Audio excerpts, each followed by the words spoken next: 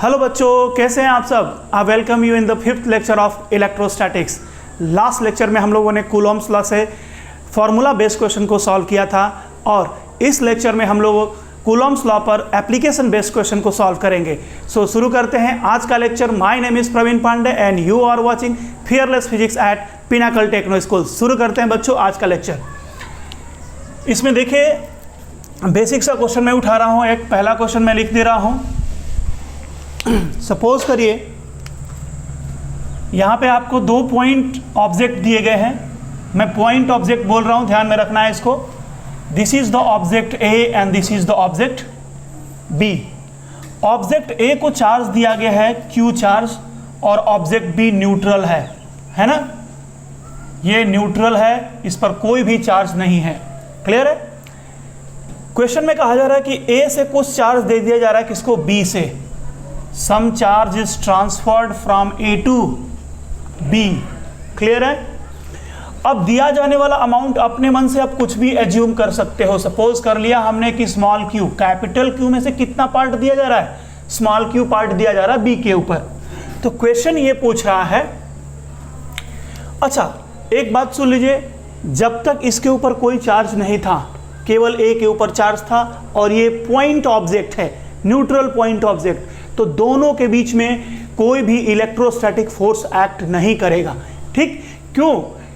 आपने सुना है कि चार्ज्ड बॉडी अनचार्ज्ड बॉडी को अट्रैक्ट करती है, लेकिन ये अनचार्ज्ड बॉडी नहीं है, ये क्या है, पॉइंट चार्ज, पॉइंट ऑब्जेक्ट है। और पॉइंट ऑब्जेक्ट में इंडक्शन की फिनोमिनन नहीं होती है, और जब इंडक्शन की फिनोमिनन नहीं होगी तो ये चार्ज पॉइंट इस अनचार्ज पॉइंट को अट्रैक्ट या रिपेल नहीं करेगा। यानी इनिशियली कोई भी इलेक्ट्रोस्टैटिक फोर्स इनके बीच में एक्ट नहीं कर रहा होगा। बट कुछ चार्ज ए से बी को दे दिया जाए, अगर कुछ चार्ज, तो कुछ चार्ज ए पर होगा, कुछ चार्ज बी पर होगा और इनके बीच में एक रिपल्सिव फोर्स एक्ट करेगा। ठीक है। और वो रिपल्सिव फोर्स डिपेंड करेगा दोनों ऑब्जेक्ट ए और बी पर चार्जेस के अमाउंट के प्रोडक्ट पर। क्लियर है। तो वही क्वेश्चन में ये पूछ रहा है कि ए से बी को कितना चार्ज ट्रांसफर कर दिया जाए ताकि दोनों के बीच में लगने वाला repulsive force, electrostatic repulsive force maximum हो। Find the charge transferred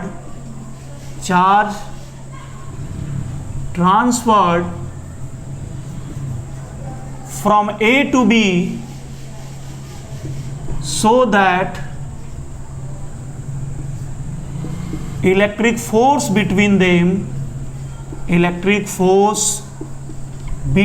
them is maximum. Okay तो चलिए बच्चों सॉल्व करते हैं इस क्वेश्चन को। ठीक, सॉल्यूशन का मैं फिगर बना रहा हूं। सपोज करिए मैंने ए से बी को ट्रांसफर कर दिया कुछ चार्ज। कितना चार्ज ट्रांसफर किया, स्मॉल क्यू। तो ए के ऊपर कितना चार्ज बचा होगा, capital Q minus small Q. This is the charge on A. इनके बीच डिस्टेंस अपने मन से आप कुछ भी एज्यूम कर लीजिए। कितना एज्यूम कर लिया हमने, आर। नाउ ए और बी के बीच में अब इलेक्ट्रोस्टैटिक रिपल्सन एक्ट करेगा। ये रिपल्सिव फोर्स कितना होगा फाइंड आउट किया जाए। This repulsive force F equals to K Q1 Q2 यानी capital Q minus small q into small q divided by distance का स्क्वायर r स्क्वायर। क्लियर हो रहा है। अब समझिए बच्चों, जो फोर्स की वैल्यू है वो डिपेंड कर रही है k पर और q minus q into q divided by r square. ठीक है। आप क्या कर रहे हैं कि ए से बी को चार्ज दे रहे हैं। ठीक, कौन दे रहे हैं, स्मॉल क्यू। तो यहां पर आप कितना चार्ज देंगे वही तो फाइंड आउट करना है मैक्सिमम फोर्स के लिए, मैक्सिमम रिपल्सन के लिए। यानी यहां वेरिएबल कौन हुआ, स्मॉल क्यू। स्मॉल क्यू जितना ए से आप बी को दे रहे हैं तो वेरिएबल हुआ है स्मॉल क्यू। ठीक, बाकी के कांस्टेंट हो गया, कैपिटल क्यू कांस्टेंट है, स्मॉल आर भी कांस्टेंट है। फिक्स डिस्टेंस के लिए पूछा जा रहा है। So here F is the function of small Q. F जो है स्मॉल क्यू का फंक्शन है। ठीक है। अब आप पढ़े हुए हैं मैक्सिमम मिनिमा का कॉन्सेप्ट मैथमेटिकल टूल्स में कि अगर एफ क्यू का फंक्शन है और आप चाहते हैं कि एफ मैक्सिमम हो, तो मैक्सिमम या मिनिमम होने के लिए कंडीशन आपने पढ़ा है क्या, मैं लिख देता हूं यहां पर मैं इसे मिटा देता हूं, थोड़ा सा हमको बोर्ड की जरूरत है। So for F to be maximum, F के मैक्सिमम होने के लिए इसका जो डिफरेंशिएशन होना चाहिए डी एफ अपॉन, इसका डिफरेंशिएशन वेरिएबल के रिस्पेक्ट में, वेरिएबल कौन है यहां पर, एक्स है, तो D F upon D Q that must be equal to 0, ये 0 होना चाहिए। क्लियर है? तो करते हैं डिफरेंशिएशन। देखो बच्चों, डी क्यू ऑफ एफ, और एफ की वैल्यू इतनी है, एफ को लिख दिया जाए, कितना लिखोगे, K by R square multiplied by, small Q से अंदर में मल्टीप्लाई करके लिखो, तो capital Q into small Q, capital Q into small Q minus small Q square, this must be 0, ये 0 होना चाहिए एफ के मैक्सिमम होने के लिए। क्लियर है? अब जब आप डिफरेंशिएट करोगे तो ये तो कांस्टेंट टर्म है, कांस्टेंट टर्म बाहर आ जाएगा, तो k divided by R square, differentiation अंदर का होगा, तो क्या करेंगे भाई, कैपिटल क्यू कांस्टेंट है, स्मॉल क्यू का क्यू के रिस्पेक्ट में 1 आएगा differentiation, minus small Q square है, क्यू के रिस्पेक्ट में क्या आ जाएगा, 2q, है ना, this will be equal to 0। अब देखो बच्चों, ये इन दोनों का प्रोडक्ट 0 के बराबर है, तो k बाई आर स्क्वायर, ये तो एक कांस्टेंट है, ये कभी 0 हो नहीं सकता, तो a और b का प्रोडक्ट जब 0 के बराबर हो तो या तो a 0 होता है या तो b 0 होता है, लेकिन ये वाला टर्म 0 नहीं हो सकता, तो यही 0 होगा। implies that here I can write that q minus 2q equals to 0, that implies ये उधर जाएगा तो 2q बराबर होगा कैपिटल q के, implies that small q should be equal to capital q by 2। तो देखिए बच्चों, यहाँ से आंसर आ गया हमारा, क्या आंसर आया कि स्मॉल q की वैल्यू कितनी होनी चाहिए, कैपिटल q बाई 2, यानी इस ऑब्जेक्ट A का पॉइंट ऑब्जेक्ट A का आधा चार्ज अगर दे दिया जाए B को, तो इनके बीच में लगने वाला रिपल्सिव फोर्स मैक्सिमम होगा। ठीक है? क्लियर हो रहा है सबको? ये तो सॉल्व करने का एक तरीका होगा, मैं आपको एक दूसरा तरीका भी समझा देता हूं, थोड़ा सा मैथमेटिक्स यूज करेंगे तो आप इजीली उस क्वेश्चन को समझ सकते हैं। देखिए क्या है, मैं इसे मिटा देता हूं। अब अगर आपने मैथमेटिक्स में पढ़ा होगा क्या, if a plus B equal to constant, अगर a और b का सम क्या हो, कांस्टेंट हो, then for a into B to be maximum, अगर दो नंबर का सम कांस्टेंट हो तो उनके प्रोडक्ट के मैक्सिमम होने के लिए एक शर्त होती है, कंडीशन होती है, क्या, a इक्वल्स टू होना चाहिए b के, यानी a और b बराबर होगा तब जाकर के a इंटू बी का प्रोडक्ट मैक्सिमम होगा। क्लियर हो रहा है? यहां पर देखिए, यही बात यहां कहना है, f बराबर है k by R square into, ये a का काम करेगा और ये टर्म b का काम करेगा। क्लियर है? अगर इन दोनों को ऐड किया जाए तो ऐड करने पर हमेशा capital Q minus small q plus Q, क्या हो जाएगा, Q कैंसिल होगा, क्या आएगा, कैपिटल Q आएगा। तो आप A से B पर कितना भी चार्ज दे लें, लेकिन उन दोनों चार्ज को जब ऐड करेंगे, दोनों को ऐड करेंगे तो वो वैल्यू हमेशा कैपिटल Q होगी। ये कंजर्वेशन आप चार्ज से भी आप समझ सकते हैं। तो ये दोनों का सम हमेशा कांस्टेंट होगा। अब चाहते हैं आपकी F मैक्सिमम हो, तो F के मैक्सिमम होना तब पॉसिबल होगा जब दोनों चार्ज का प्रोडक्ट मैक्सिमम हो, और प्रोडक्ट के मैक्सिमम होने के लिए वो दोनों वैल्यूज आपस में इक्वल होनी चाहिए, यानी capital Q minus small q बराबर होना चाहिए स्मॉल q के। भाई अब इसको ट्रांसफर कर दो उधर, तो कैपिटल Q इक्वल टू आ गया 2q, इंप्लॉइज दैट यहाँ से आ गया स्मॉल q इक्वल टू क्या, कैपिटल Q बाई 2। यानी ये जो सॉल्यूशन है आपका क्विक सॉल्यूशन हो जाएगा ऑब्जेक्टिव क्वेश्चंस को सॉल्व करने के लिए। ठीक, अगर मैथमेटिकल क्वेश्चन पूछा जाता है इस तरीके से, स्कूल में पूछा जाता है, तो आप उसको पिछले मेथड से सॉल्व कर सकते हैं डिटेल में। चले हो गए बच्चों, आगे बढ़ते हैं, नया क्वेश्चन लेके आते हैं अभी हम।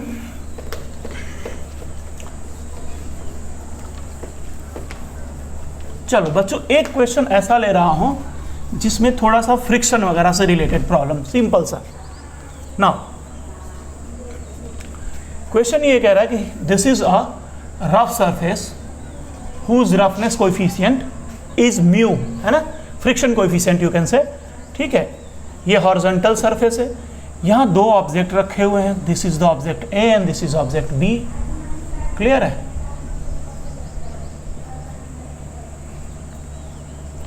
ऑब्जेक्ट ए को दिया गया charge, this is the m and this is the m, दोनों ब्लॉक के मासेस हैं m, इक्वल मासेस हैं। इसको दिया गया प्लस q और इसको भी दिया गया प्लस q, या q1 q2 ले लो, this is q1 and this is q2, clear है। अब इनको बीच का जो डिस्टेंस है वो है x, क्लियर, बीच का डिस्टेंस हो गया x।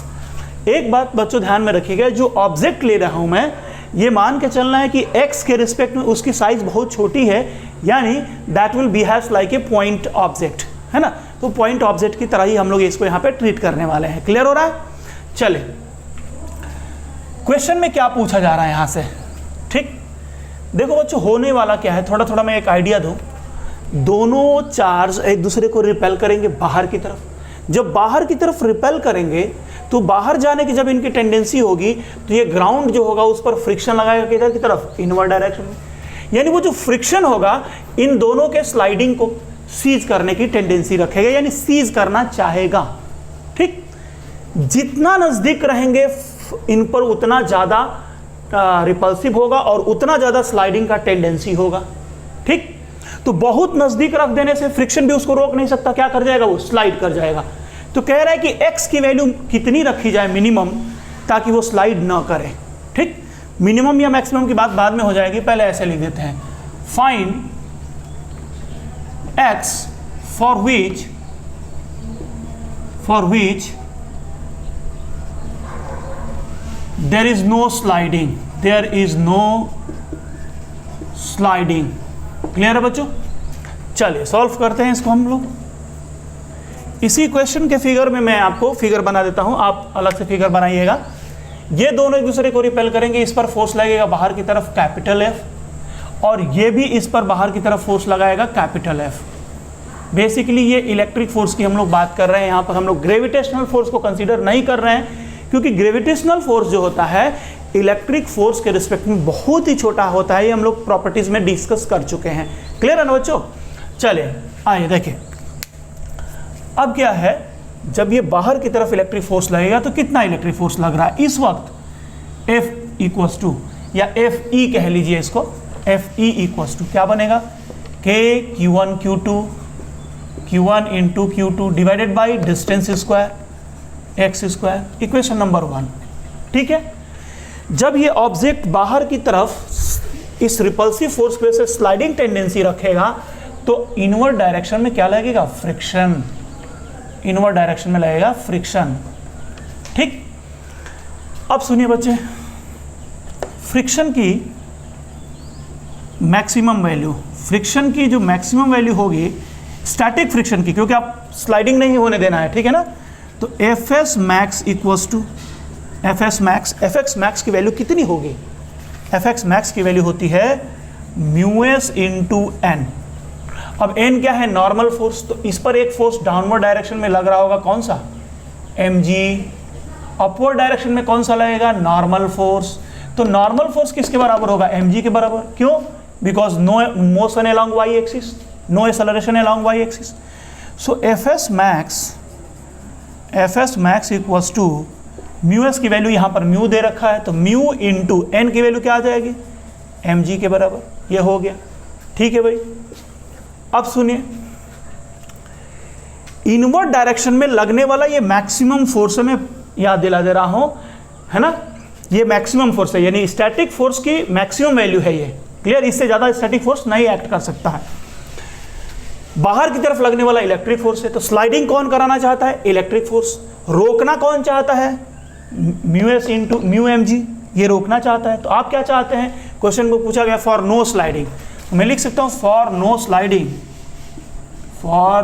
स्लाइडिंग, स्लाइडिंग नहीं होने के लिए क्या होना चाहिए भाई, इनवर्ड वाला फोर्स जो होना चाहिए इस स्लाइडिंग कराने वाले फोर्स से ज्यादा होना चाहिए, यानी Fs मैक्स जो होना चाहिए that should be greater than what, F E, greater than F E या greater or equal to F T. या तो ऐसे लिख सकते हैं या आप ऐसे भी लिख सकते हैं कि जो स्लाइडिंग कराने वाला फोर्स है यानी F E less or equal to F S max, रोकने वाले से छोटा होना चाहिए। यानी क्या आ गया भाई, K Q1 Q2 divided by x square that should be less or equal to mu into M G. Clear, implies that, इसको उधर मल्टीप्लाई करिए, उसको इधर ले आइए, तो क्या बनेगा आपको, बनेगा कि K Q1 Q2 divided by mu M G it should be less or equal to X square. Clear है। चलिए अब मैं यहां थोड़ा लिख देता हूं इसे मिटा करके। देखो बच्चों, उल्टा करके लिखा जाए, X square greater or equal to what, K Q1 Q2 divided by mu M G, mu M G. अगर केवल x की वैल्यू निकालोगे तो स्क्वायर रूट लग जाएगा यहां पर। So x should be greater or equal to this much, इस वैल्यू से बराबर या उससे बड़ी होनी चाहिए। तो अपन क्या लिख सकते हैं यहां से, hence x minimum equal to, यानी x की जो वैल्यू होनी चाहिए इस वैल्यू के बराबर या बड़ी होगी, यानी सबसे छोटा वाला कौन सा होगा, बराबर वाला। So x minimum will be equal to root over K Q1 into Q2 divided by mu M G. Clear हो रहा है बच्चों। चलिए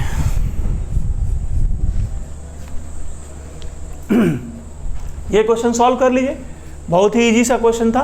हाँ, एप्लीकेशन बेस्ड था लेकिन इजी क्वेश्चन था, ठीक है ना। यानी जो आपके 11th के कॉन्सेप्ट्स हैं वो अब सब रिवाइज होंगे 12th के चैप्टर्स में, ठीक है, हर तरीके से। यानी 11th के सारे कॉन्सेप्ट को एक बार टच कर लेना है 12th के सिलेबस में, देन आप एबल होंगे कोई भी कॉम्पिटिटिव एग्जामिनेशन देने के लिए, आपका पूरा रिवीजन हो जाएगा इस तरीके से ही 11th।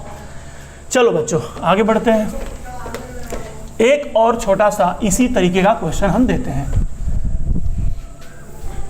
आप लोग इसको पहले अटेम्प्ट करेंगे, इसको ट्राई करेंगे। देखिए बच्चों, क्वेश्चन में ये दिया गया कि this is an incline plane and its inclination is theta. ये जो सरफेस है ये स्मूथ है, दिस इज स्मूथ, और इसके बॉटम पर एक ऑब्जेक्ट रख दिया गया ये, ठीक है, बॉटम पर, ठीक है ना। इसको चार्ज दे दिया गया प्लस Q1 और यहां पर कोई ऑब्जेक्ट दे दिया गया जिस पर चार्ज दिया गया प्लस Q2 और इसका मास है m। क्लियर। क्वेश्चन में बच्चों क्या दे रहा है कि चार्ज Q1 और Q2 के बीच की जो डिस्टेंस हम लोग रख रहे हैं वो कितनी रख रहे हैं, x। यहां भी क्वेश्चन यही कह रहा है, फाइंड x for which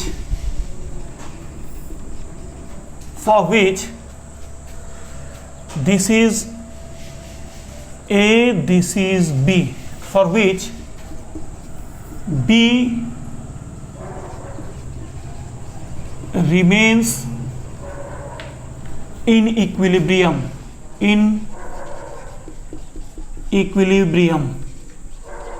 कह रहा है कि x की वैल्यू क्या रखी जाए, x की वैल्यू क्या रखी जाए ताकि जो B है ना वो इक्विलिब्रियम में बना रहे। बच्चों ये ऑब्जेक्ट जो A है अपनी जगह पर फिक्स्ड है, ये है ना, ये अपनी जगह पर फिक्स्ड है। क्लियर है। तो B इक्विलिब्रियम में कब बना रहेगा, जब उस पर लगने वाला नेट फोर्स क्या हो, 0 हो। सीधी सी बात है। इस पर कितने फोर्स लग रहे होंगे, सॉल्यूशन करने जा रहा हूं मैं इसी फिगर को यूज करके। डाउनवर्ड डायरेक्शन में फोर्स लगता है कितना, mg। इसको दो कंपोनेंट में डिवाइड कर दो आप, ये वाला जो कंपोनेंट बनेगा ये कितना होगा, सब लोग जानते हैं ये वाला कंपोनेंट आता है mg साइन थीटा, 11th में पढ़ा हुआ है आपने। इस ऑब्जेक्ट B पर इधर वाला कंपोनेंट कितना बनेगा, mg cos थीटा। क्लियर। अब कौन सा फोर्स लगेगा, इस mg cos theta compressive force है तो इस पर एक नॉर्मल फोर्स लगेगा इधर की तरफ। हालांकि इस नॉर्मल से हमको यहां पर कोई खास लेन देन नहीं है, दिस इज द नॉर्मल। अब बच्चे और कौन सा फोर्स इस पर लग रहा होगा? ये स्लाइडिंग टेंडेंसी रखता है, ये ए जो है बी पर रिपल्सिव फोर्स अप्लाई करेगा, कौन सा? इलेक्ट्रिक फोर्स, है ना? तो जो एफ ई लगेगा इलेक्ट्रिक फोर्स। आप चाहते हैं कि ये इक्विलिब्रियम में बना रहे, तो नॉर्मल इसके बराबर होगा, होता भी है वैसे भी, और इस एक्सिस के अलोंग इक्विलिब्रियम होने के लिए अवे जो फोर्स लग रहा है और टूवर्ड्स जो फोर्स लग रहा है दोनों बराबर होंगे, तो नेट फोर्स 0 हो जाएगा। ठीक, तो for the equilibrium of B, solution में क्या आया?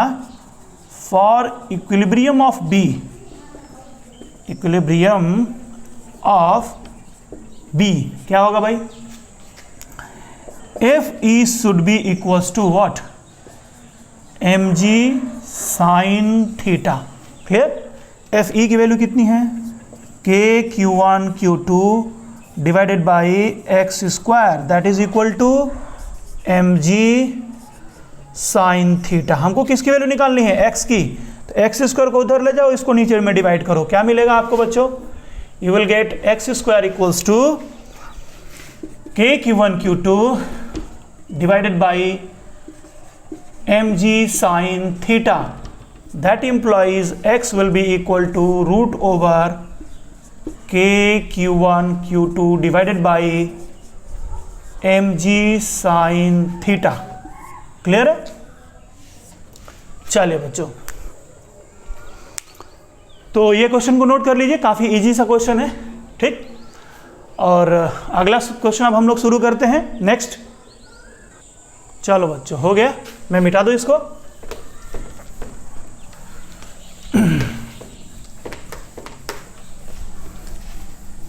चलिए एक और क्वेश्चन करते हैं बच्चों, चार्ज के इक्विलिब्रियम से रिलेटेड एक प्रॉब्लम सॉल्व कर लिया जाए। देखिए क्वेश्चन में आपको क्या दे रखा है, यहां पे एक पॉइंट चार्ज दे रखा है और यहां पे एक पॉइंट चार्ज दे रखा है। ठीक है, this is the charge plus Q, this is plus 2q and they are separated by the distance 1 metre. 1 metre के सेपरेशन पे रखे हुए हैं। ठीक है, क्वेश्चन में क्या पूछ रहा है? ये लाइन है ज्वाइनिंग देम, छोड़ दीजिए, मैं ऐसे लिख देता हूं। क्वेश्चन लिखा हुआ है where should a third charge, where should a third charge 3q be placed so that net force on it is 0। Clear है? चलिए बच्चों, सॉल्यूशन देखते हैं इस क्वेश्चन का। क्या पूछा गया आपसे? आपको दे रखा है कि दो चार्ज है, ये प्लस क्यू और प्लस 2q, जो कि अपनी जगह पर फिक्स्ड है। ये भी अपनी जगह पर फिक्स्ड है, ये भी अपनी जगह पर फिक्स्ड है। फिक्स का मतलब क्या हुआ? इनको क्लैंप किया गया है इनकी पोजीशन पे। ठीक, कह रहे कि एक तीसरा चार्ज 3q कहां पर रखा जाए ताकि net force on it is 0, ताकि 3q पर लगने वाला नेट फोर्स क्या हो? नेट फोर्स ऑन 3q 0, जो चार्ज थर्ड चार्ज हम 3q यूज कर रहे हैं उस पर नेट फोर्स 0 होना चाहिए। क्लियर है? पहली बात को इस प्रॉब्लम में एक बात आपको ध्यान में रखना है कि यह किस टाइप का प्रॉब्लम है। Problem based on equilibrium of single charge, equilibrium of single charge, single charge का इक्विलिब्रियम का मतलब नेट फोर्स 0। ठीक है ना? एक बात हो गया। इस चार्ज को कहां रखा जाए? अगर आपको मैं ऐसे बताता हूं कि अगर इस चार्ज को कहीं भी, जैसे यहां पर प्लस q है, यहां पर प्लस 2q है, और अगर कोई यहां पर रख देते हो 3q को, तो देखिए ये वाला चार्ज इसको क्या करेगा? रिपेल करेगा F1 से, और ये पॉजिटिव चार्ज भी इसको रिपेल करेगा इधर F2 से। अब यहाँ F1 और F2 के बीच का जो एंगल है वो एंगल ना तो 0 है और ना ही 180 डिग्री है।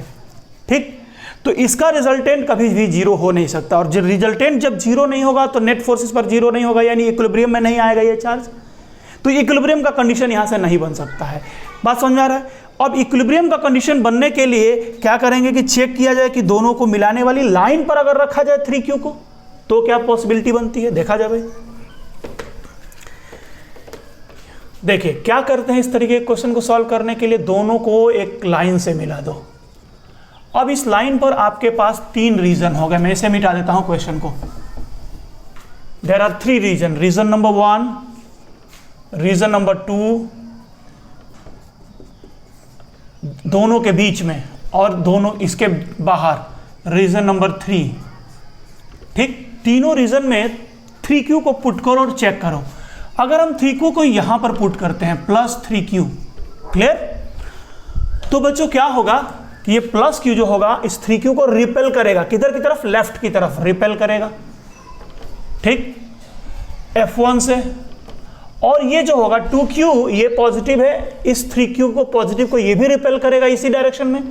तो ये दोनों फोर्स जो होंगे F1 और F2 दोनों का डायरेक्शन क्या हो गया, सेम हो गया। और डायरेक्शन सेम होने से इस पर नेट फोर्स कभी भी जीरो हो नहीं सकता, और नेट फोर्स जीरो नहीं होगा तो ये इक्विलिब्रियम में नहीं आएगा, यानी रीजन 1 में इक्विलिब्रियम पॉइंट एग्जिस्ट नहीं करेगा, इक्विलिब्रियम पोजीशन एग्जिस्ट नहीं करेगा। क्लियर है? तो छोड़ दो भाई, हटा दो इसको, फिर खत्म करो, ये नहीं हो सकता। रीजन 3 में चेक करो, यहां पर अगर मैं रखूं प्लस 3Q को तो क्या होना है भाई, ये प्लस 2Q प्लस 3Q को रिपेल करेगा राइट डायरेक्शन में, रिपेल करेगा F1 से, प्लस Q प्लस 3Q को भी रिपेल करेगा राइट में। तो ये दोनों जो फोर्स हैं, यानी प्लस 3Q पर प्लस 2Q और प्लस Q के द्वारा अप्लाइड फोर्स सेम डायरेक्शन में हो गया। जो सेम डायरेक्शन में हो गया तो नेट फोर्स जीरो हो नहीं सकता, चार्ज पर नेट फोर्स जीरो नहीं होगा तो इक्विलिब्रियम नहीं हो सकता। यानी ये 3rd वाला जो रीजन है इसमें भी इक्विलिब्रियम पोजीशन एग्जिस्ट नहीं करेगा। चलो भाई ये भी खत्म हो गया। अब अगला क्या करोगे बच्चों, इनके अंदर में चेक करो, दूसरे वाले रीजन में। मान लो मैं इसके अंदर में रखता हूं यहां पे कहीं प्लस 3Q, तो प्लस 3Q पर प्लस Q प्लस 3Q को रिपेल करेगा, सिमिलर चार्ज है तो रिपेल करेगा किधर, राइट में रिपेल करेगा, राइट में फोर्स लगेगा। क्लियर? और ये प्लस 2Q प्लस 3Q को लेफ्ट में रिपेल करेगा, लेफ्ट में रिपेल करेगा, पॉजिटिव है ये दोनों पेयर। तो अब यहां पर जो तो फोर्सेस आ रहे हैं, देखिए इनके डायरेक्शन उल्टे हैं, और इनके डायरेक्शन उल्टे हैं तो यहां पर पॉसिबिलिटी बनती है कि नेट फोर्स जीरो हो जाए, क्योंकि अगर राइट वाला फोर्स और लेफ्ट वाला फोर्स बराबर हो गया किसी पर्टिकुलर पोजीशन के लिए तो वो पॉइंट क्या हो जाएगा, इक्विलिब्रियम पोजीशन बन जाएगा हमारा। ठीक, तो चलिए अब इसको देखते हैं, यानी हमारी पॉसिबिलिटी है इस रीजन में। अब एक बात मैं सोच रहा हूं, ठीक बीच में अगर रखा जाए, ठीक बीच में, दोनों के ठीक बीच में, तो ये वाला चार्ज प्लस Q है, इस पर रिपल्सन लगाएगा राइट में, और ये वाला चार्ज प्लस 2Q है, वो लगाएगा रिपल्सन लेफ्ट में। कौन सा बड़ा होगा, 2Q बड़ा चार्ज है ना, तो इस पर ज्यादा फोर्स लगाएगा। यानी अगर मैं इसको बोलूं F1 और इसको बोलूं F2, तो कौन छोटा हुआ, F2 छोटा होगा, F2 छोटा और F1 बड़ा।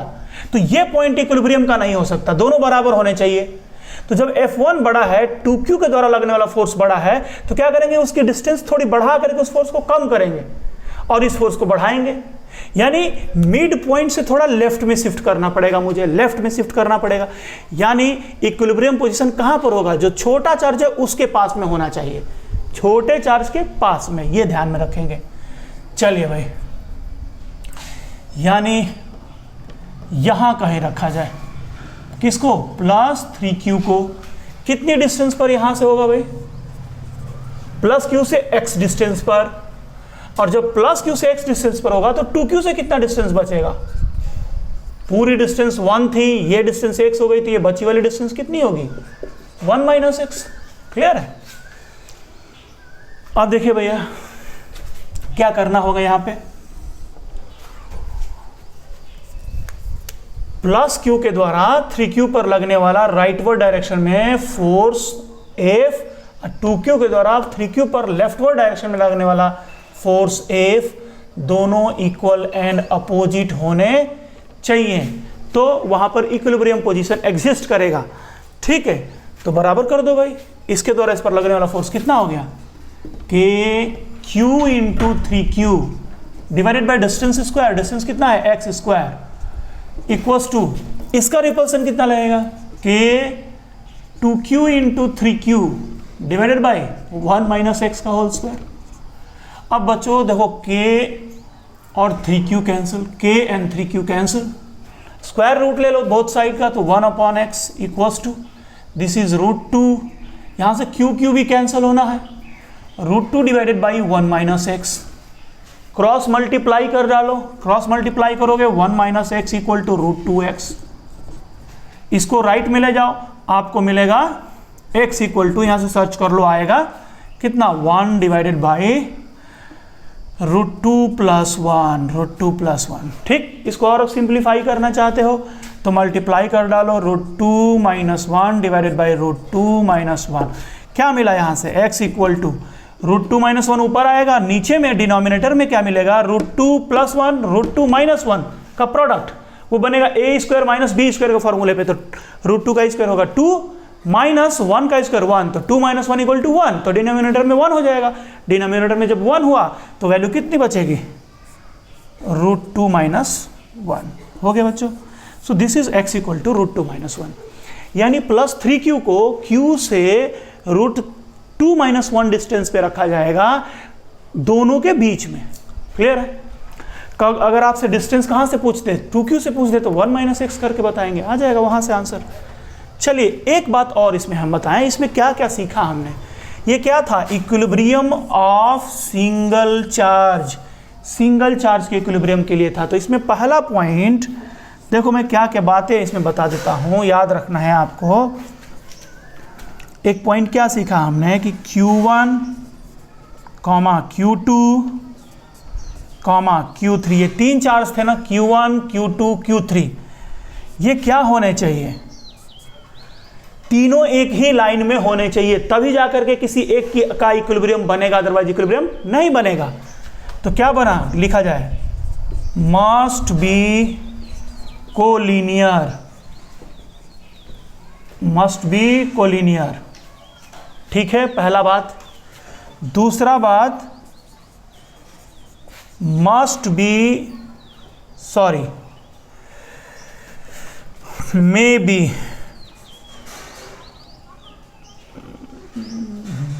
ठीक है, may be of same sign.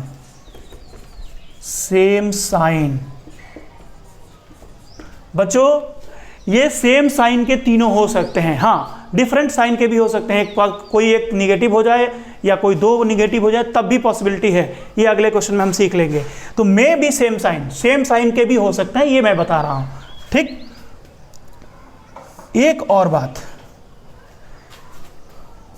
Must be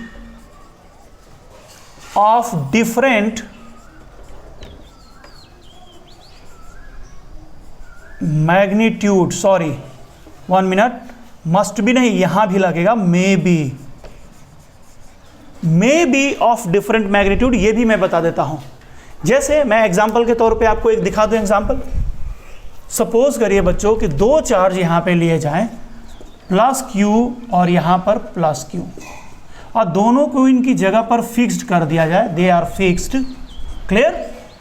मैं इनके ठीक बीच वाले पॉइंट पर, दोनों से बराबर डिस्टेंस पर, ये भी x ये भी x, ठीक बीच वाले पॉइंट में एक चार्ज रख दूं प्लस q, तो बच्चों ये इक्विलिब्रियम में होगा क्या नहीं, चेक करो।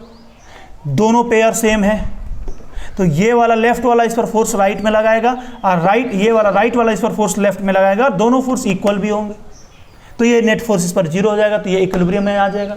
तो सिंगल चार्ज के इक्विलिब्रियम के लिए तीनों चार्ज सेम अमाउंट के भी हो सकते हैं, ठीक। और डिफरेंट अमाउंट का तो मैंने आपको दिखाई दिया, डिफरेंट अमाउंट के भी हो सकते हैं, क्लियर है। तो ये बात लिखने लायक होगा क्या, may be of different magnitude, may be of same sign.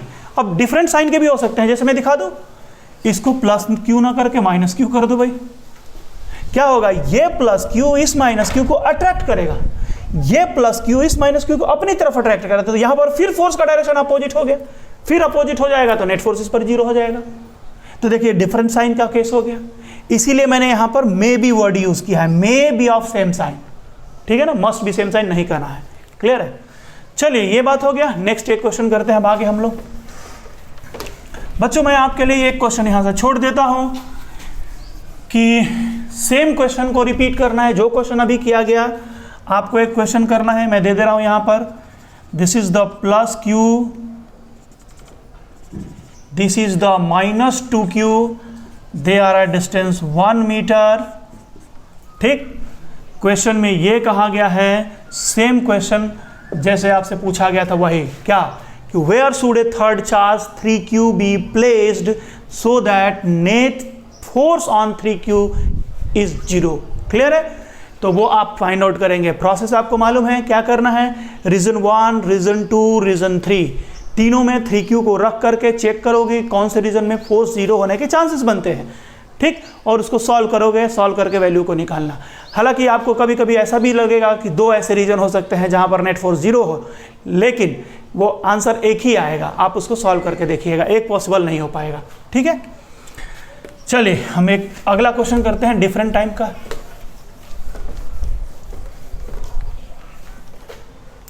ये किस टाइप का प्रॉब्लम है, ये है equilibrium of system, equilibrium of system. पिछला क्वेश्चन में क्या था, इक्विलिब्रियम ऑफ सिंगल चार्ज, यहां पर क्या बोल रहा है, इक्विलिब्रियम ऑफ सिस्टम, मतलब पूरे सिस्टम को इक्विलिब्रियम में रखना है। देखा जाए क्वेश्चन में क्या दे रखा है, कह रहा है कि here is a charge plus Q, this is charge plus 2q, they are separated by the distance 1 meter, and the question is where should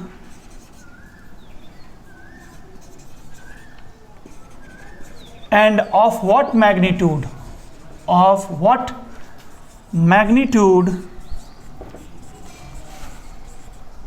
a third charge be placed so that the system remain in equilibrium,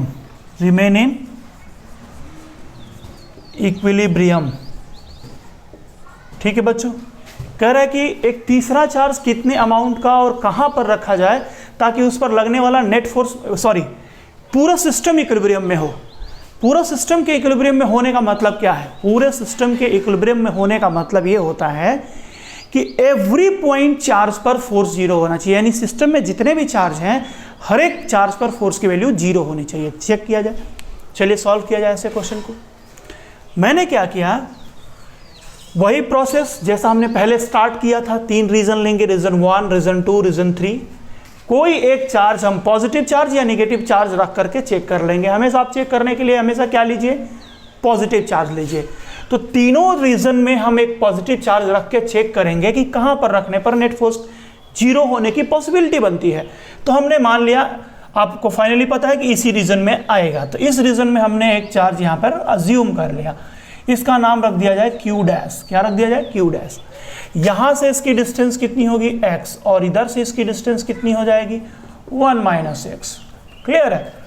अब भाई मैं इसको मिटा देता हूं, simple तरीका, वही तरीका जैसे आप सॉल्व करेंगे। अच्छा, इसी लाइन पर भी लेना होगा, ये भी आपको मालूम है पहले ही।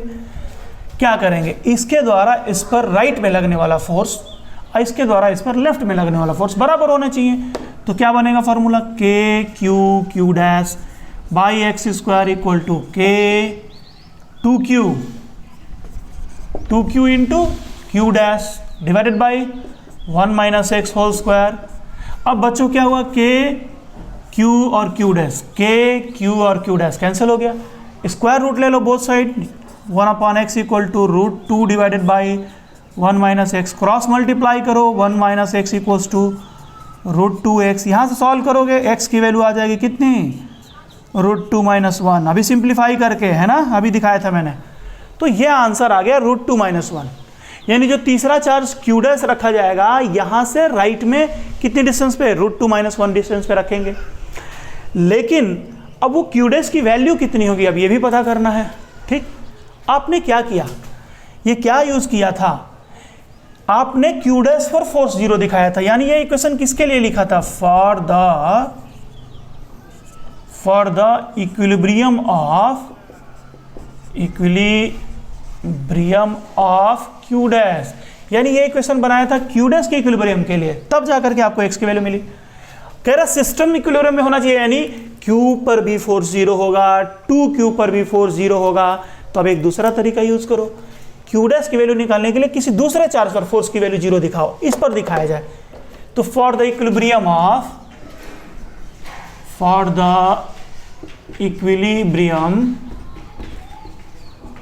ऑफ क्या, q के इक्विलिब्रियम के लिए, इसके इक्विलिब्रियम के लिए। तो देखो बच्चों, ये +2q इसको रिपेल करेगा इधर में। ठीक, मान लो ये F1 है, q डैश पॉजिटिव है या नेगेटिव है नहीं जानता मैं, लेकिन पॉजिटिव मान के काम करते, मैंने कहा आपको इस पॉजिटिव के द्वारा इस पॉजिटिव पर भी रिपल्सन लगेगा, F2 मान लो, और इस पर इधर की तरफ दो फोर्स लग रहे हैं F1 और F2, तो नेट फोर्स कितना हो जाएगा, F1 + F2, और वो वैल्यू क्या होनी चाहिए, 0 होनी चाहिए। तो इस पर दोनों के द्वारा लगने वाले फोर्स का सम शुड बी 0। तो इसके द्वारा लगने वाला फोर्स क्या बनेगा, q dash by x² plus इसके द्वारा लगने वाला force k2q into q dash by इसका डिस्टेंस तो 1 है, तो 1 का स्क्वायर, इट शुड बी 0। ठीक है भाई, q डैश बाई x² की वैल्यू रखो यहां से, तो √2 - 1 square equals to minus of k2q dash by 1, k और q कैंसल,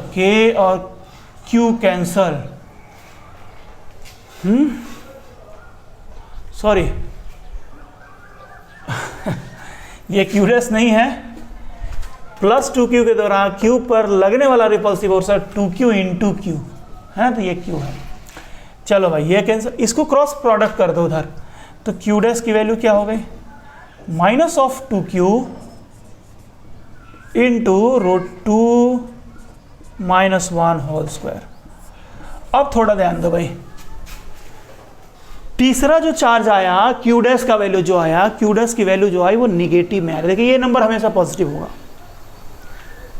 2 पॉजिटिव है, q एक पॉजिटिव नंबर है, ऑलरेडी बोला गया है। तो ये पूरी जो वैल्यू है उससे पहले माइनस साइन लगा है, तो q डैश की वैल्यू निगेटिव आ गई, तो q dash must be negative. तो अगर ये 2 पॉजिटिव हैं तो एक निगेटिव होना चाहिए, तभी ये पूरा सिस्टम इक्विलिब्रियम में होगा, अदरवाइज इक्विलिब्रियम में नहीं हो सकता है। ये बड़ा सिंपल सा है, क्लियर सा है ना। चलिए बच्चों, तो अब एक बात यहां से कुछ कंक्लूजन लिख लिया जाए। क्या क्या कंक्लूजन लिखेंगे, देखिए पहला कंक्लूजन तो ये लिखेंगे, Q1 Q2 Q3 है ना, क्या मस्ट बी कोलिनियर, है ना, कोलिनियर होना चाहिए पहला बात। तीनों के तीनों सेम साइन के नहीं होंगे, है ना, कोई ना कोई एक डिफरेंट साइन का होना चाहिए। मस्ट नॉट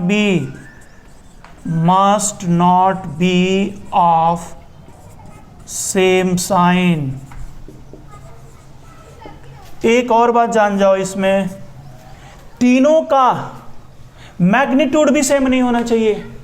तीनों चार्ज पर मैग्नीट्यूड सेम नहीं हो सकता, सेम होगा तो बीच वाला तो इक्विलिब्रियम में हो सकता है, लेकिन किनारे वाला नहीं हो सकता है। ठीक, तो ये भी लिखना पड़ेगा, क्या, must not be of same magnitude. ये सब बातें ध्यान में रखिएगा, ये सब direct statement based question solve करने के लिए होते हैं।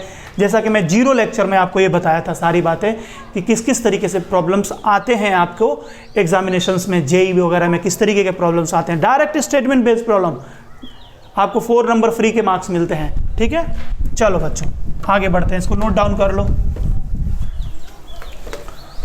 चलिए एक क्वेश्चन और शुरू किया जाए। देखिए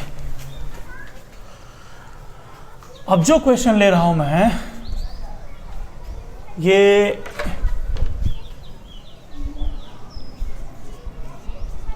प्रॉब्लम्स बेस्ड ऑन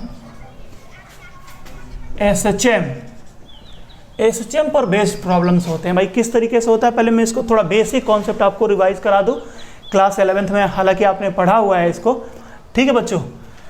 तो चलिए सपोज मैं एक बात बता रहा हूं कि ये कोई पॉइंट है। अच्छा एसएचएम यानी सिंपल हार्मोनिक मोशन किस पॉइंट के अबाउट होता है? स्टेबल इक्विलिब्रियम के अबाउट होता है। स्टेबल इक्विलिब्रियम का ये बात याद रखना। ओहो, पिछले में एक और भी चीज़ पॉइंट छूट गया। पिछले में एक बात आपको और ध्यान में रखना है कि वो जो सिस्टम का जो इक्विलिब्रियम था ना, वो हमेशा अनस्टेबल इक्विलिब्रियम होता है। हमेशा अनस्टेबल इक्विलिब्रियम होता है, कभी भी स्टेबल इक्विलिब्रियम नहीं होता है। ठीक, क्योंकि मैं ऐसे समझा दूँ, ये दो चार्ज थे, ठीक। मान लो इसको बोल रहा हूँ Q1 और इसको Q2, यहाँ पर था Q3। इस पर नेट फोर्स 0 था, तो एक राइट में था और एक लेफ्ट में था, ठीक। जैसे ही इस दोनों फोर्स आपस में बराबर थे तो नेट फोर्स 0 हो रहा था। जैसे ही इसको dr डिस्टेंस शिफ्ट करोगे, dr डिस्टेंस आगे की तरफ, ठीक, तो आगे की तरफ तो एक में ज़्यादा का चेंज आएगा और एक में कम का चेंज आएगा, ठीक। जो नज़दीक है, जैसे मान लो कि ये इसको अट्रैक्ट कर रहा था, निगेटिव था ये पहले ही, ये वाला पॉजिटिव था, तो जो नज़दीक था, जो नज़दीक होता है ना, उसमें जो चेंज आता है ज़्यादा का आता है, चेंज ज़्यादा का आता है, ठीक।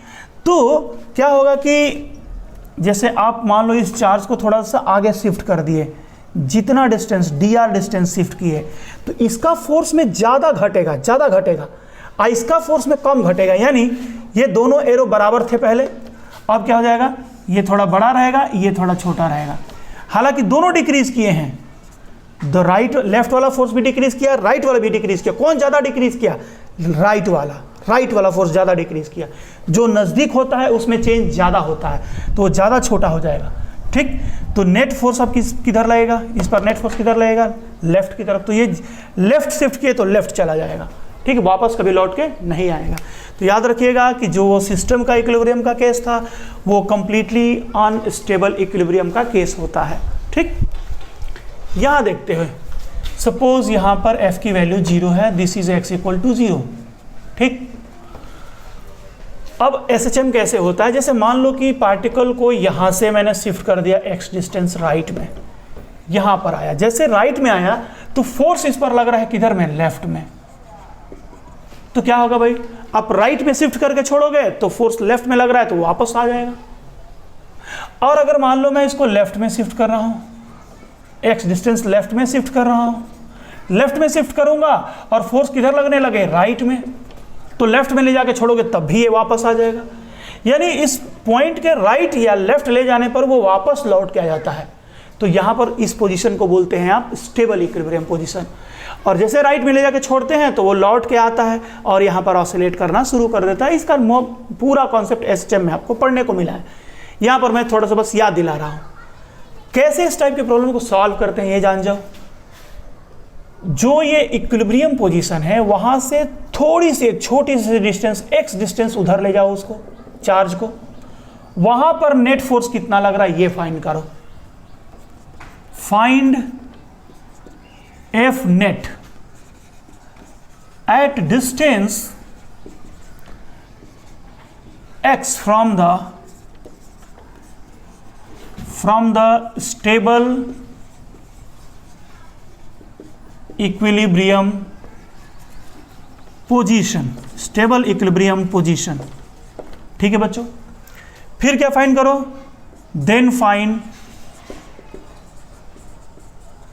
Acceleration, then find acceleration. अब क्या कह रहा है? If acceleration proportional to minus of X, अगर एक्सेलरेशन की वैल्यू माइनस एक्स के प्रोपोर्शनल है देन ये मोशन कौन सा होगा? SHM होगा, मोशन विल बी SHM। और अगर मोशन SHM प्रूफ हो गया तो टाइम पीरियड का फॉर्मूला होता है T equals to 2 pi root over x upon a mod, root over mod of x upon a। Clear है? ये टाइम पीरियड का फॉर्मूला हो जाएगा। इस तरीके से हम लोग सॉल्व करेंगे। चलिए एक क्वेश्चन देखेंगे तो वहां से ज्यादा क्लियर हो जाएगा। ठीक,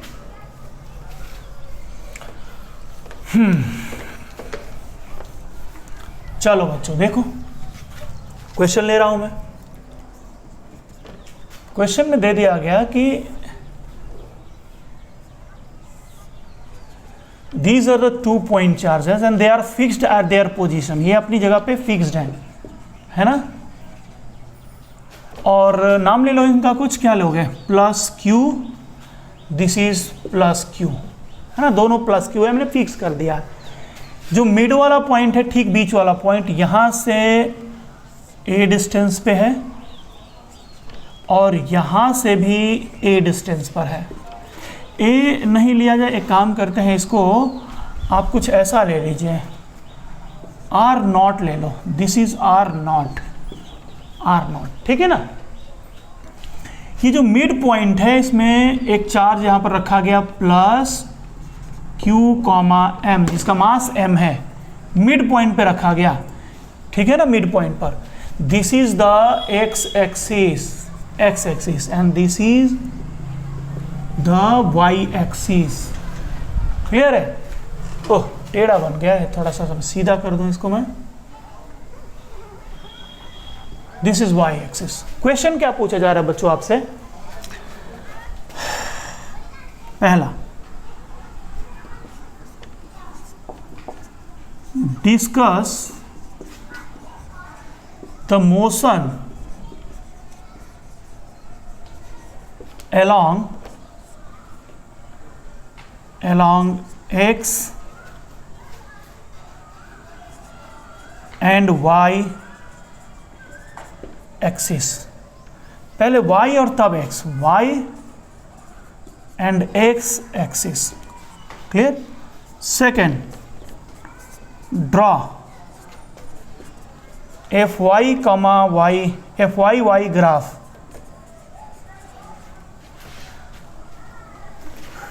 third, draw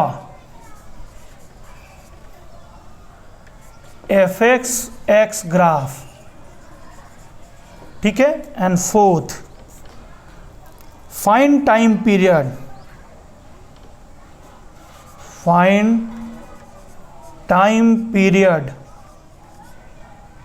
for small oscillation,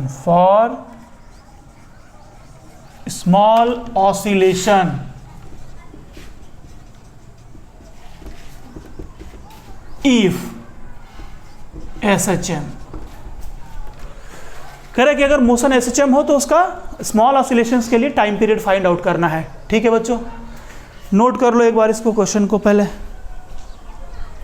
हाँ, चलिए इस क्वेश्चन को सॉल्व करना शुरू करते हैं। किस तरीके से सॉल्व करना है देखा जाए। चलो बच्चों, मैं इसे थोड़ा मिटा देता हूँ क्वेश्चन को, फिर सॉल्व करूँगा मैं, ठीक है ना। मुझे ज़्यादा जगह की ज़रूरत पड़ेगी और बहुत ही इंपॉर्टेंट क्वेश्चन है ये। मैक्सिमम टाइम इस पर जेईई मेंस में क्वेश्चन आते हैं। थोड़ा सा और इस क्वेश्चन को बड़ा बनाया जाए तो ये एडवांस में इस तरीके के कॉन्सेप्ट पे क्वेश्चंस आते हैं। ठीक, चलिए देखिए बच्चे क्या हो रहा है। मैं इसमें कर रहा हूँ कि चार्ज जब मिड पॉइंट पे है तो नेट फोर्स जीरो होगा, ये सबको कंफर्म है। ये नेट फोर्स यहाँ जीरो है। इस चार्ज को हम लोग अब शिफ्ट करके देखेंगे कि किधर शिफ्ट करने से कैसा मोशन होगा। ठीक, पहले हम लोग वाई एक्सिस में देखना शुरू करते हैं। ठीक है, इस पॉइंट चार्ज को थोड़ा वाई एक्सिस पे यहाँ ले आओ। कितना ऊपर ले जाओ? Y distance. ठीक है बच्चों, वाई डिस्टेंस ऊपर शिफ्ट कर दिया तो ये पॉजिटिव चार्ज है, यहाँ पर पॉजिटिव चार्ज, तो ये पॉजिटिव इस पॉजिटिव को रिपेल करेगा, इधर की तरफ रिपेल करेगा एफ से। और ये जो दूसरा है ये भी पॉजिटिव है, इस पॉजिटिव को ये भी रिपेल करेगा। क्लियर? क्योंकि ये चार्जेस के पेयर सेम हैं तो फोर्स के मैग्नीट्यूड सेम होंगे, डिस्टेंसेस भी सेम हैं, इसलिए फोर्स के मैग्नीट्यूड्स विल बी सेम। कितना फोर्स लग रहा होगा? F equal to K Q Q. ठीक है, अच्छा इसको क्यू नॉट, इसको चाहो तो आप क्यू नॉट कर दीजिए, क्यू नॉट है ना, मिड वाले को के Q Q naught divided by distance square, distance square तो ये आर नॉट है, ये वाई है, तो ये डिस्टेंस कितना बनेगा root over R naught square plus Y square, square उसका होल स्क्वायर करना तो रूट हट जाएगा यहाँ पे, R naught plus sorry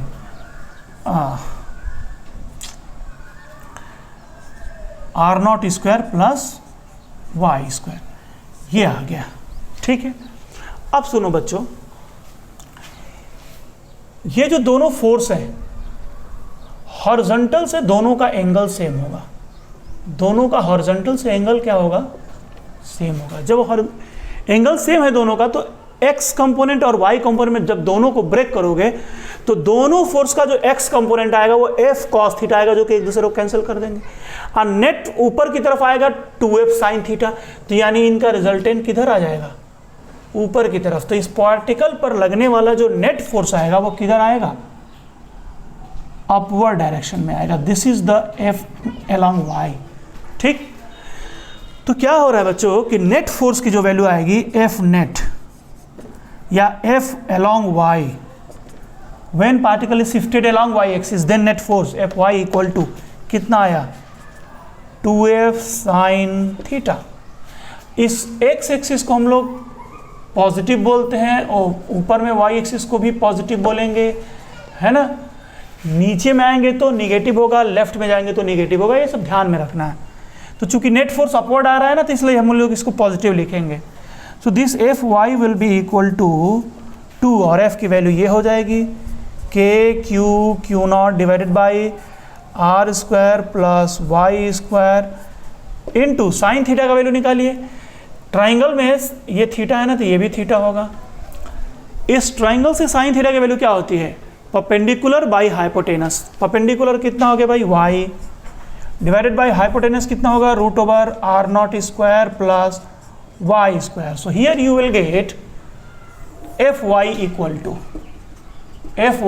to कितना आएगा बच्चों, लिख लीजिए 2k Q Q naught into Y divided by how much R naught square plus Y square to the power 3।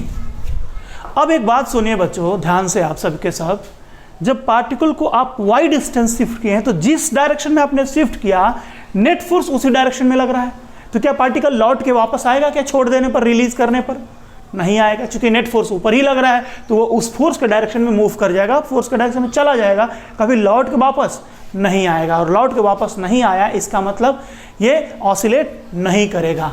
ठीक,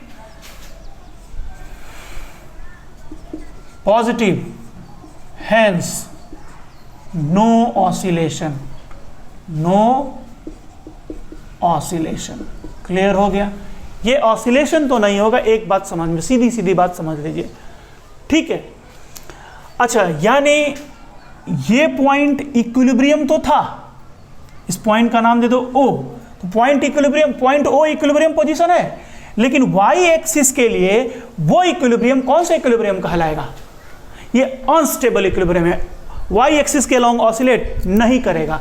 हेंस मैं लिख सकता हूं hence O is unstable equilibrium position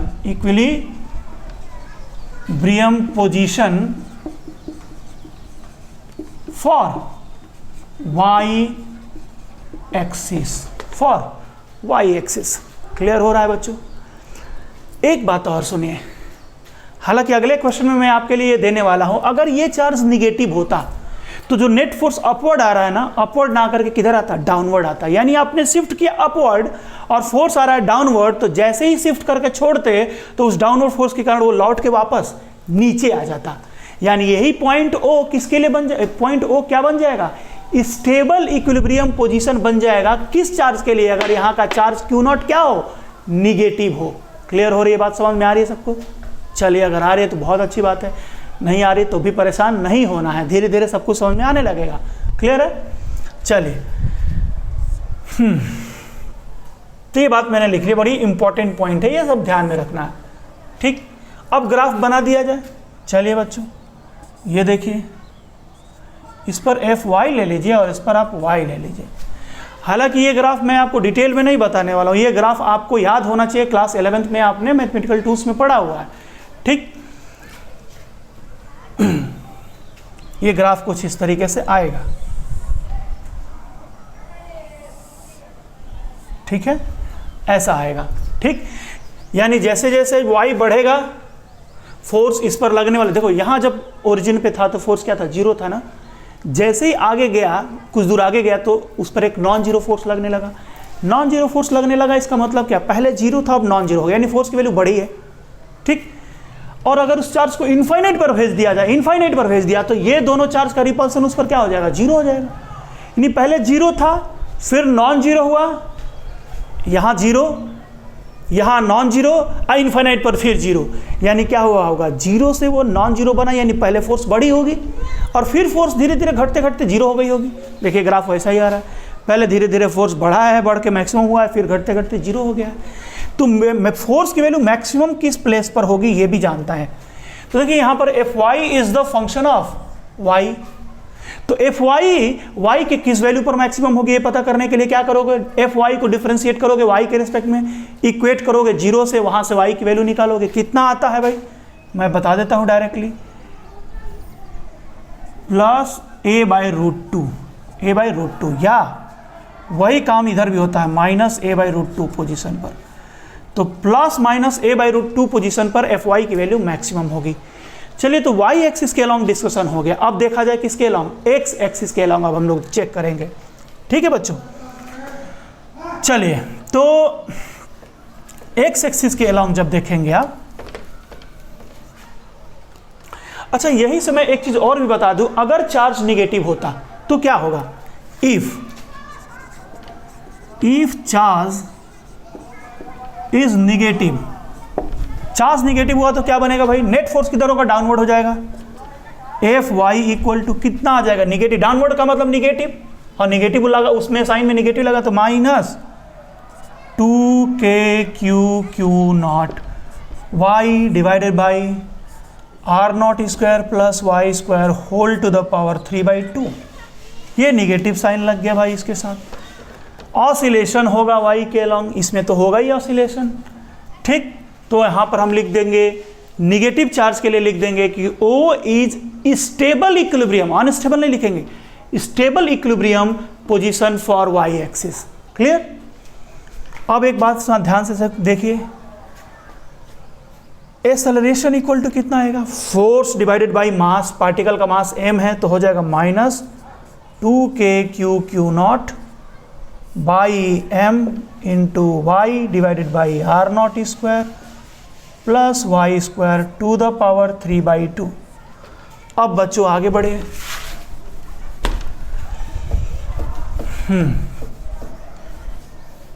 अब सुनो, इसमें से ना आप इन दोनों में से कॉमन कर लीजिए, क्या वाई स्क्वायर को बाहर निकालिए। जब बाहर निकालेंगे तो you will get a equal to minus of 2k naught into Y divided by m तो पहले से है, वाई स्क्वायर जब बाहर निकालोगे तो पावर 3/2 है, तो 2 कैंसिल हो जाएगा, वाई पावर 3 बनेगा, और अंदर में आएगा, यहाँ आएगा 1, तो 1 plus R naught square by Y square power 3/2।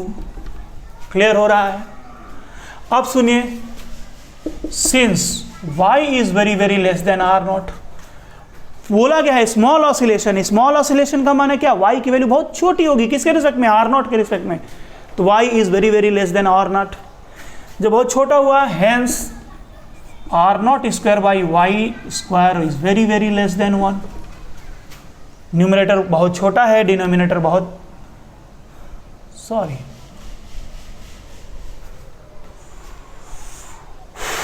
क्या हो रहा है यहाँ से, हाँ सॉरी, आप एक काम करो ना, इसको कॉमन करिए, किसे, आर नॉट को कॉमन करिए, इसमें से आर नॉट स्क्वायर को कॉमन करिए, बाहर में आर नॉट स्क्वायर ले लीजिए, अंदर आएगा 1 plus Y square by R naught square. तो देखो बच्चों, y is very very less than R naught, तो हमारा यहाँ पे जो आया है, hence Y square by R naught square. थोड़ा ध्यान दो, y बहुत छोटा नंबर है तो जो इसका स्क्वायर होगा वो और भी छोटा हो जाएगा अगर 1 से छोटा है तो, ठीक। और r0 बहुत बड़ा है तो डिनोमिनेटर बहुत बड़ी नंबर हो जाएगी।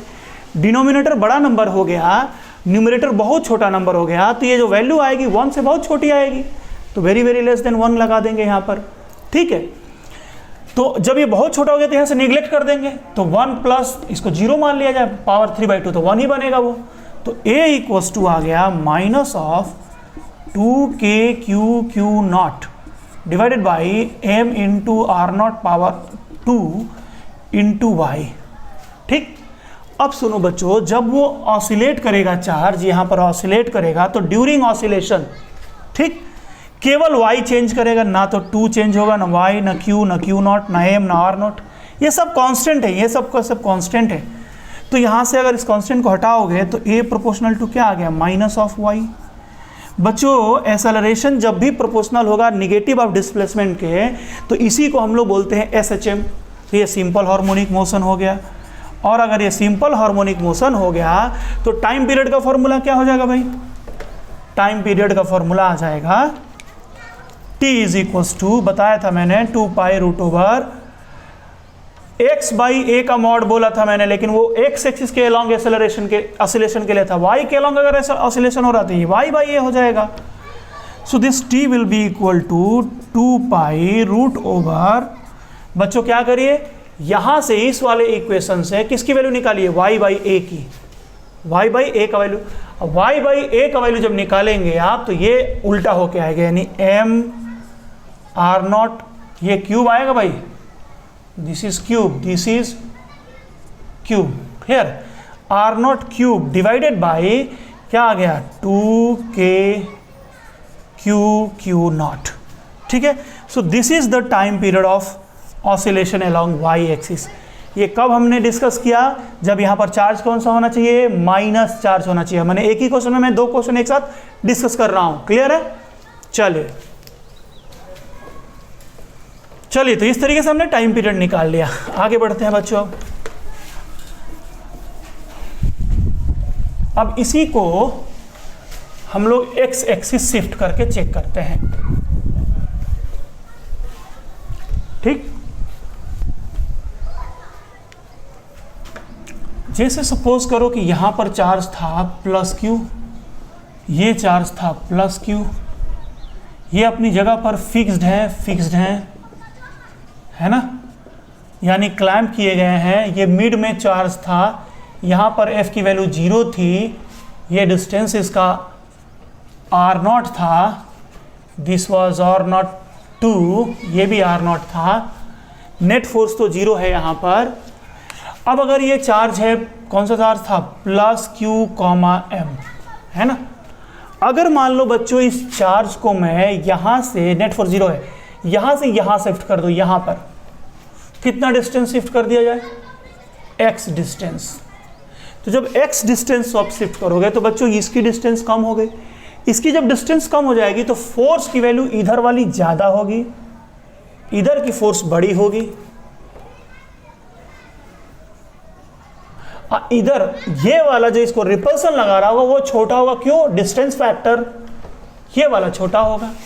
तो जब आपने इस पॉजिटिव चार्ज को राइट में शिफ्ट किया, ठीक, तो इस वक्त इस पर नेट फोर्स किधर लगेगा, लेफ्ट में, और नेट फोर्स जब लेफ्ट में लगेगा तो ये वापस आ जाएगा, लौट के वापस आ जाएगा, यानी ये SHM का केस हो रहा है, मतलब ऑसिलेशन का केस हो रहा है ना। तो क्या करना पड़ेगा, नेट फोर्स निकालो, ठीक। तो F net equal to F net, particle पर लगने वाला नेट फोर्स। देखो बच्चों,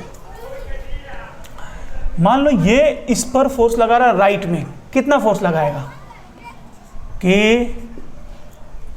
Q, ये कौन है, Q0 है, Q0 बाई डिस्टेंस का स्क्वायर। अब डिस्टेंस इसकी कितनी हो चुकी है, पहले से R0 था, अब और बढ़ गया है कितना, x, तो R0 प्लस x का होल स्क्वायर माइनस ये वाला फोर्स है ना, कितना हो जाएगा, इसके द्वारा इस पर लगने वाला फोर्स क्या आया, K Q0 divided by distance कितना है, ये वाला डिस्टेंस, ये है R0 minus x whole square. बच्चों अब F नेट इक्वल्स टू मिलेगा आपको कॉमन कर लो के क्यू क्यू नॉट, है ना, और एलसीएम ले लो यहाँ पर R naught plus X square into R naught minus X square. ये यहाँ पर कैंसिल हुआ, ऊपर में क्या आएगा, R naught minus X whole square minus R naught plus X whole square. Clear है? अब ये है बच्चों एफ नेट इक्वल्स टू, थोड़ा क्वेश्चन बड़ा हो गया बट कोई बात नहीं, मैंने दो क्वेश्चन एक साथ ले लिए इसमें। चलिए इसको ए एज्यूम करो, ए square minus B square, A plus B into A minus B. जब ए प्लस बी करोगे तो एक्स कैंसिल होगा, बचेगा 2r0 into A minus B करोगे तो r0 कैंसिल आएगा माइनस 2x डिवाइडेड बाई ये A plus B whole square into A minus B whole square. अगर इन दोनों का स्क्वायर एक साथ ले लिया जाए तो ये a plus B into A minus B से ए स्क्वायर माइनस बी बनेगा बी स्क्वायर, और टॉप में स्क्वायर आएगा तो यानी R square minus X square power 2। Clear है? अब देखो एफ नेट की वैल्यू कितनी आई, एफ नेट इक्वल्स टू, तो एफ नेट का वैल्यू हो जाएगा, ये निगेटिव साइन है ध्यान में रखना, माइनस ऑफ ये कितना 2 to 4 K Q Q naught, 4 K Q Q naught into X divided by, ऊपर आर नॉट भी है एक, into R naught divided by. अब बच्चों क्या किया जाए, यहाँ से आप कॉमन कर लो किसको, आर नॉट को कॉमन करो। आर नॉट को जब बाहर निकालोगे तो स्क्वायर होकर के आएगा वो, तो आर नॉट पावर 4 बनेगा इंटू 1 माइनस कितना बना X square by R naught का स्क्वायर पावर 2। ठीक है, पहली बात कि if x is very very less than what R naught, अगर स्मॉल छोटा ऑसिलेशन लिया जाए तो x छोटा हो जाएगा, तो x बहुत छोटा आर नॉट से है, then R X square by R naught square is very very less than 1, बहुत छोटा होगा तो इस वाले टर्म को हटा देंगे यहाँ से। तो एफ नेट की वैल्यू कितनी मिली, F net equals to minus of 4 K Q Q naught by R naught एक कैंसिल हो जाएगा, नीचे में आएगा R naught cube into x. Clear है? तो एक्सेलरेशन कितना आएगा, फोर्स डिवाइडेड बाई मास, तो फोर्स में मास से डिवाइड करोगे this becomes minus of 4 K Q Q naught divided by M R naught cube into x. Clear है? चलो बच्चों अब आगे देखो, समझना है यहाँ पे अगला। देखिए प्रोसेस मैंने आपको बताया था किस तरीके से सॉल्व करना है, वो आपको समझ में आ रहा होगा। बच्चों आप देख सकते हैं यहाँ से जब ये ऑसिलेट कर रहा होगा उस दौरान ये वाला टर्म कांस्टेंट होगा, मैं जिसे क्लोज करूँ ये कांस्टेंट होगा, तो क्या होगा during oscillation a proportional to minus X, और जब a proportional to minus X हो गया तो मोशन कौन सा प्रूफ हो गया, SHM। और अगर ये SHM है ठीक, तो टाइम पीरियड की वैल्यू होगी t equals to 2 pi root over mod of x बाई a। क्लियर है? So this t becomes equals to 2 pi root over कौन सा, ले लीजिए यहां से वैल्यू निकल जाएगी, आएगा M R naught cube divided by 4 K Q Q not. Clear है बच्चों? ये आ गया आपका भाई टाइम पीरियड की वैल्यू, तो टाइम पीरियड ऑफ ऑसिलेशन यहां से आपको मिल जाएगा। ठीक है, आई होप आप इसको समझ गए होंगे। जो स्टूडेंट नहीं समझे हो थोड़ा सा आराम से बैठ के इसको धीरे धीरे एक बार समझने की कोशिश करिए, easily you can understand it. ठीक है, एक बात और बता दो बच्चों, अगर ये चार्ज निगेटिव होता तो इस लाइन के अलोंग वो ऑसिलेट नहीं करता, क्योंकि आप देख लीजिएगा यहाँ पर मिड में नेट फोर्स 0 है, क्योंकि ये अपनी तरफ अट्रैक्ट कर रहा है, ये अपनी तरफ अट्रैक्ट कर रहा है, तो दोनों तरफ का अट्रैक्शन बराबर है, रेस्ट में है।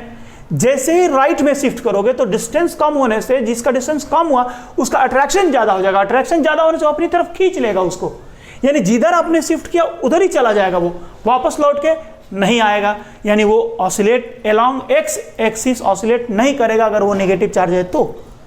मतलब क्या हुआ, जब ये चार्ज पॉजिटिव होगा तो ही एक्स के अलोंग ऑसिलेट करेगा, नेगेटिव होने पर नहीं करेगा। यानी पॉजिटिव चार्ज के लिए point O stable equilibrium position का काम करेगा अलोंग एक्स एक्सिस, ठीक।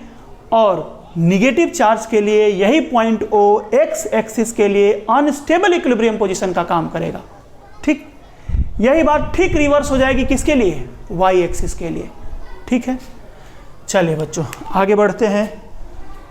कितना आपका ये टाइम हो गया, अप्रॉक्सीमेटली 1:15।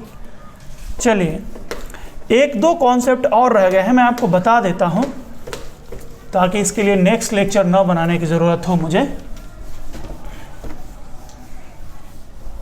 एक क्वेश्चन और समझा देता हूं मैं। देखिए एक बात जान जाइए बच्चों कि इस तरीके के क्वेश्चंस, जैसे मान लो आपके पास ये दो इंसुलेटिंग थ्रेड्स हैं और ये दो स्मॉल बॉल्स हैं, these are the two small identical balls, ठीक है। ऐसे किसी जगह से इसको हैंग कर दिया गया है, ठीक। इनके मासेस हैं m1 एंड m2, या मासेस बराबर बराबर ले लो, ये m और m, ठीक। क्या किया गया कि दोनों को चार्ज दिया गया, चार्ज देंगे सिमिलर चार्ज तो रिपेल करेंगे एक दूसरे को, रिपेल करेंगे तो स्ट्रक्चर कैसा बनेगा, फाइनली कुछ इस तरीके का स्ट्रक्चर बनेगा।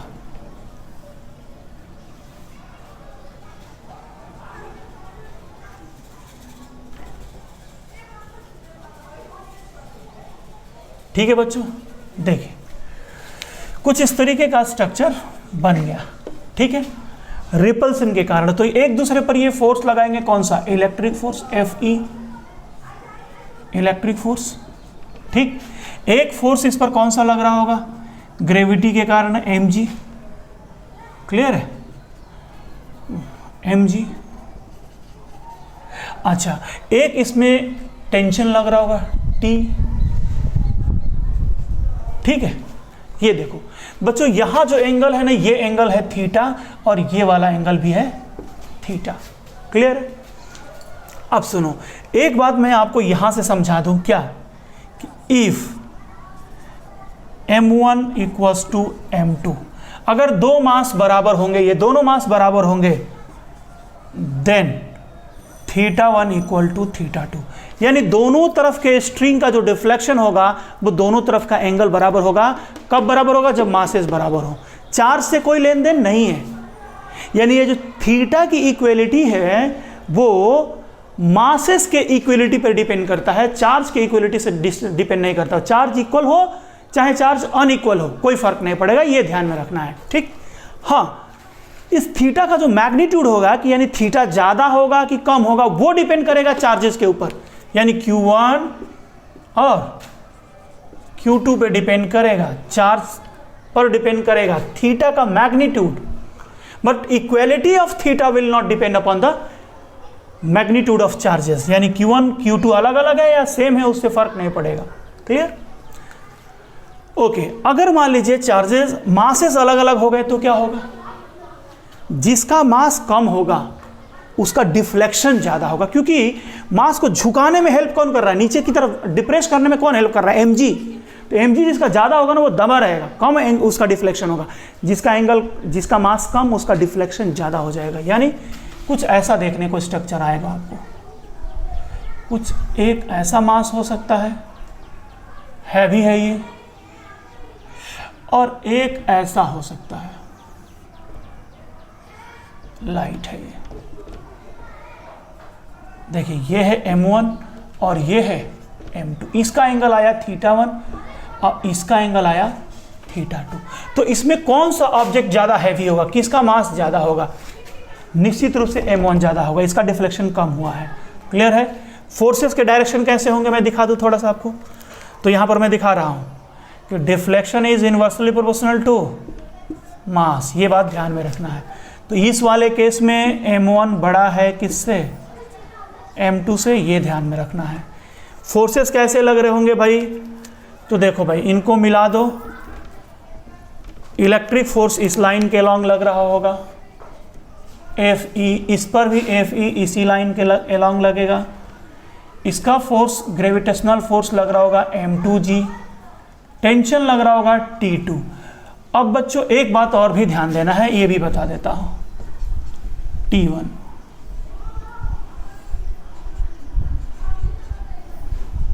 m1g। देखिए अगर मासेस अलग अलग होंगे तो यहाँ टेंशन भी अलग अलग आने वाला है। T1 not equal to T2 अलग अलग होगा।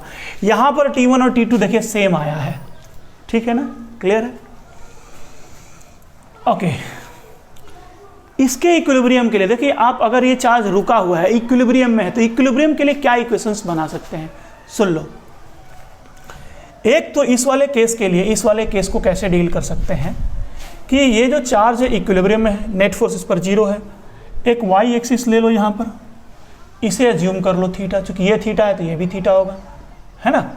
टेंशन को दो कंपोनेंट में रिजॉल्व कर दो, ये वाला कंपोनेंट कितना आएगा टी साइन थीटा, ये वाला कंपोनेंट कितना आएगा टी कॉस थीटा, ये वाला टेंशन है टी।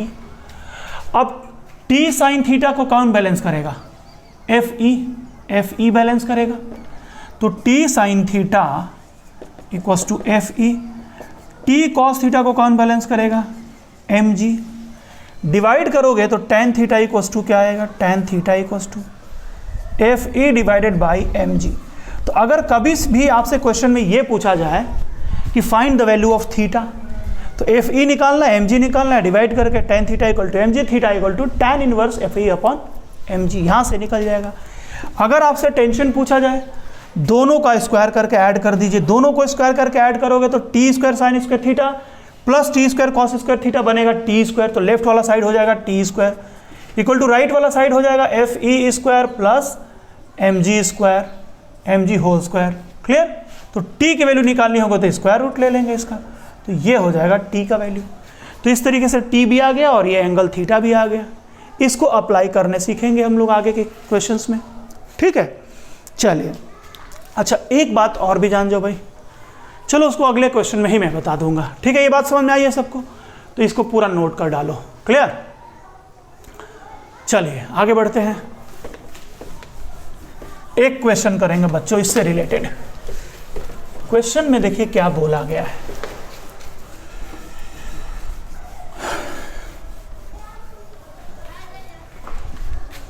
क्वेश्चन में बोला यह गया है, कह रहे कि दो आइडेंटिकल बॉल हैं, एयर में ऐसे इंसुलेटेड थ्रेड से एक ही पॉइंट से हैंग कर रहे हैं, तो इक्वल एंगल बनाएंगे ही, सीधी सी बात है, सब जानते हैं इसको, इक्वल एंगल बनेगा यहां से।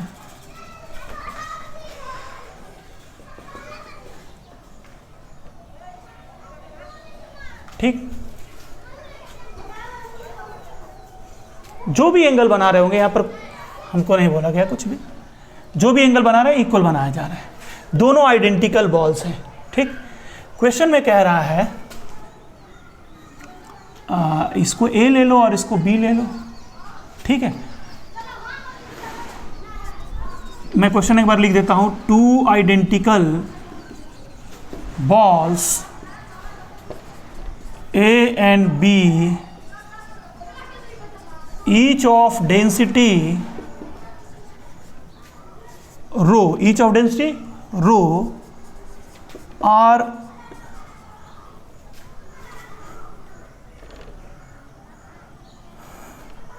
two identical charged balls, each charged balls A and B each of density rho are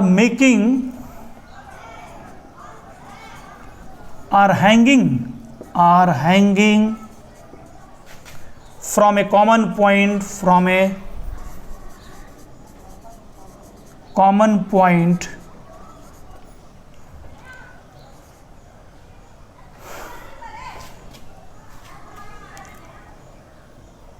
ठीक,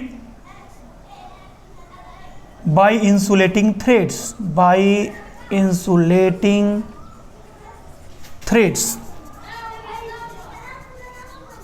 ठीक है।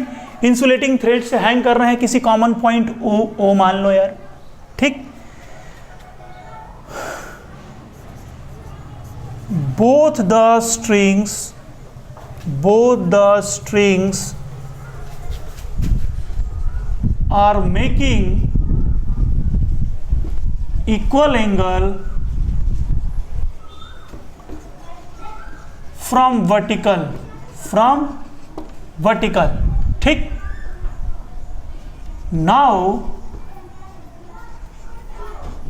Whole system is immersed in a liquid of density sigma, then angle of deflection of threads remains unchanged,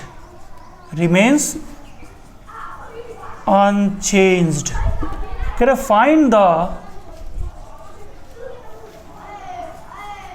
dielectric constant of the liquid, ठीक है, उस liquid का dielectric constant. इस question को आप लोग क्या करिए कि एक बार स्क्रीनशॉट ले लीजिए और स्क्रीनशॉट लेकर के इस क्वेश्चन को समझिए। मैं इसको एक्सप्लेन कर देता हूं, समझा देता हूं इस प्रॉब्लम को आपको, ठीक है। चलिए क्वेश्चन में देखिए क्या कहा गया है।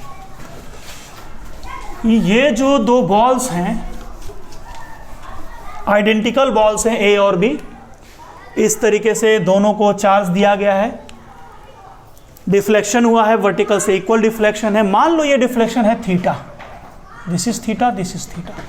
कौन कौन से फोर्स लग रहे होंगे? एक फोर्स लग रहा होगा mg, इधर भी mg लग रहा होगा। वेट बेसिकली कह सकते हो वेट